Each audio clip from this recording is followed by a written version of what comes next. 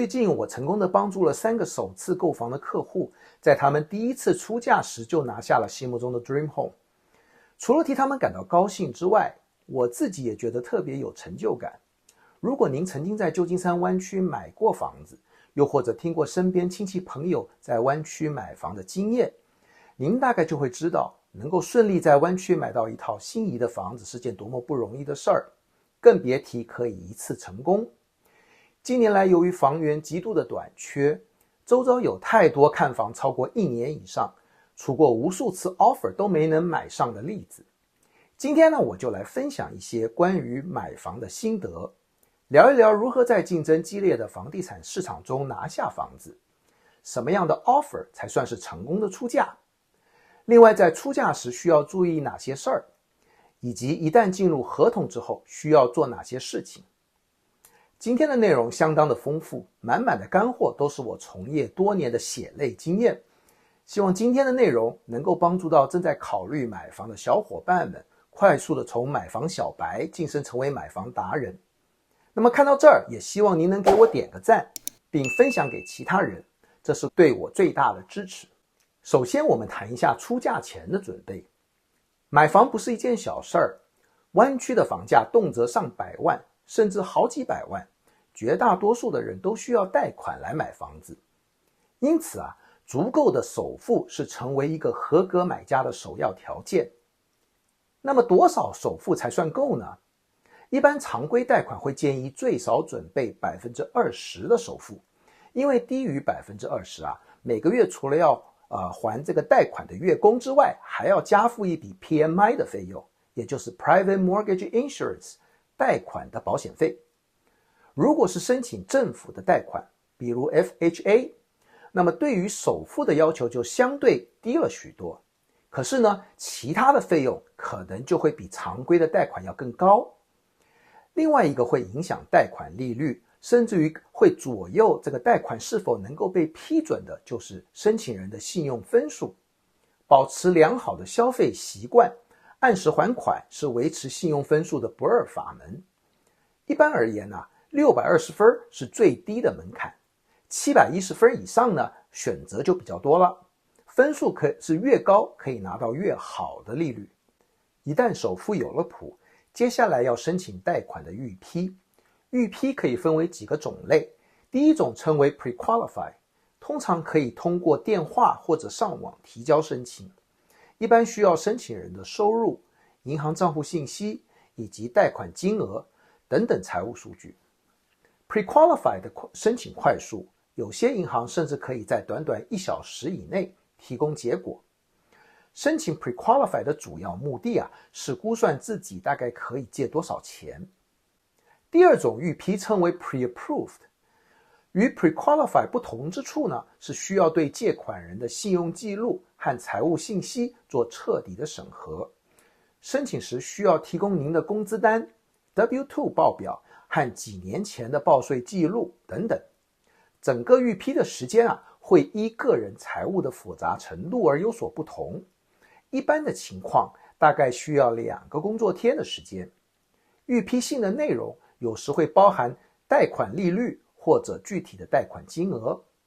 目前加州的房地产买卖，几乎所有的卖方都会要求买家在出价时提供 Pre-Approve 的预批信，来证明其购房能力。最后一种预批称为 Underwritten Pre-Approval， 基本上与 Pre-Approve 类似，不同之处是由 Underwriter 来审核借款人的收入、资产和信用。由于更全面，使得进入合同之后贷款申请可以更快的通过。Underwritten Pre-Approval 可以让卖方对买家更有信心，在竞争激烈的房地产市场中占据优势。当首付和预批信都准备好了，接下来就是找房子。无论您是自己在网上查找，还是找经纪推荐，您都需要对地点、价格、房型进行一定的分析，了解自己的需求，并排出优先顺序。例如，您想找一个学区房，并且希望是一个起码有3个房间的独立屋，那么就要以此来制定合理的预算。相反的，如果预算达不到，就需要调整房型或者是更换地点。目标一旦锁定之后呢，接下来就是看房环节。看房可以选择周末的 open house， 或者请经纪安排私人看房。在经过一轮看房之后呢，将目标缩小，对其中觉得合适的1到2套房子做进一步的研究，包括对房子本身的调查，阅读卖方提供的披露文件、房检报告和白蚁报告等等。如果有任何疑问呢，可以向卖方经纪来询问。另一方面，我们需要对目标房子进行价格分析，您可千万别小看了这个环节，一个不谨慎往往就会掉入卖方经纪的钓鱼架陷阱。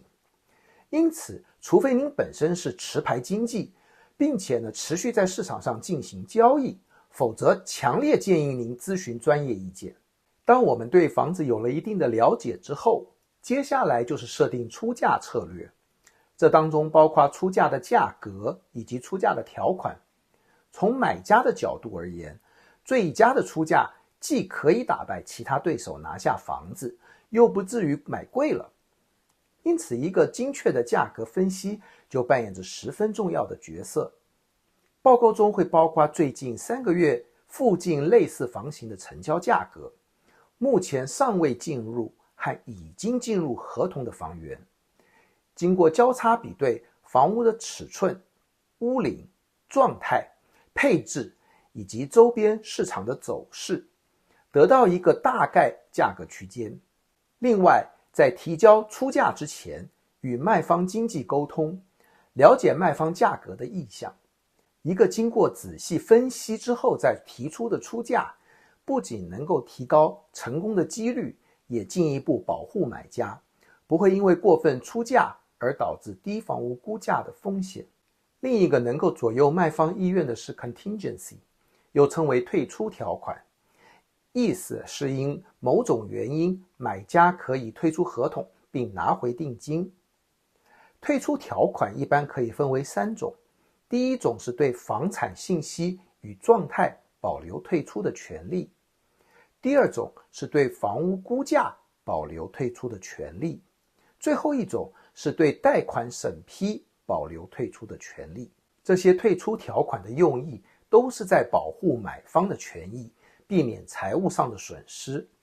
但是别忘了，事情都是相对的，对买家的保护越多，对卖方的保障就越少。因此，退出条款而导致交易终止，房子重新回到市场，这是卖家最不愿意见到的结果。因此，在竞争激烈的房地产市场里，带退出条款的出价往往会显得缺乏竞争力。那么如何才能提出既有竞争力又不丧失买家权益的出价呢？重点就是得做好出价前的准备工作，并且和您的房屋经纪讨论与评估出价的风险。在厘清所有出价细节，确认签字之后呢，剩下就是提交。提交出价的时机一般有3种，第一种是由卖方订定日期，统一收取出价；第二种是不限定日期，自由提交；第3种呢，则是由第一种衍生出来的，也就是抢先出价。但要注意抢先出价不等于先到先得，而且呢，有些卖方会明确地表示不接受抢先出价。通常抢先出价会提出极具竞争力的价格以及出价条件的。出价的成功与否，除去了竞争对手的因素之外呢，了解卖方的心态也是制胜的关键。经过了一番努力之后，如果您的出价被卖家接受，接下来就要按照合约注明的时间交定金。在湾区一般要求在合约签订后的第1个工作日完成定金的交付。这里要千万注意不要轻易相信来路不明的短信或电子邮件，一定要确认 escrow 的真实性，并且呢，取得加密转账的方式，避免掉入诈骗陷阱。escrow 公司一旦收到转账呢，会立即出具收据，证明定金已经到位，正式的进入买房的托管阶段。这个时候买家要立刻做2件事情。第一是锁定贷款利率，贷款申请需要对房子和贷款申请人进行核实，通常需要几周的时间，因此要尽快开始，才能避免耽误合约上的过户日期。第二是找寻房屋保险。由于近年来加州野火不断，保费价格高涨，最好多咨询几家公司，拿到报价，提前的做好准备。还要提醒大家，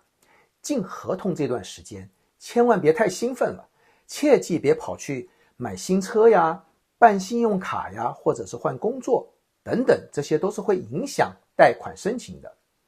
另外一样经常被买家忽略的是了解持有的资金类型，是否需要时间来转现，以及呢所处的金融单位是否有转账的限制。例如某些投资平台设定一天最多只能转5万块钱等等的，这些都是要提前规划的。最后呢，也要避免不必要的转账，因为转账越频繁，要审核的信息量就越大，导致呢延误过户的日期。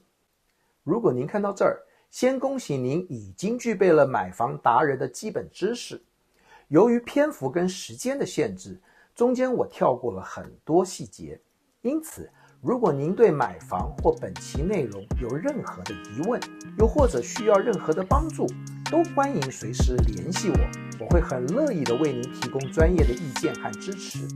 帮助您顺利找到心仪的家。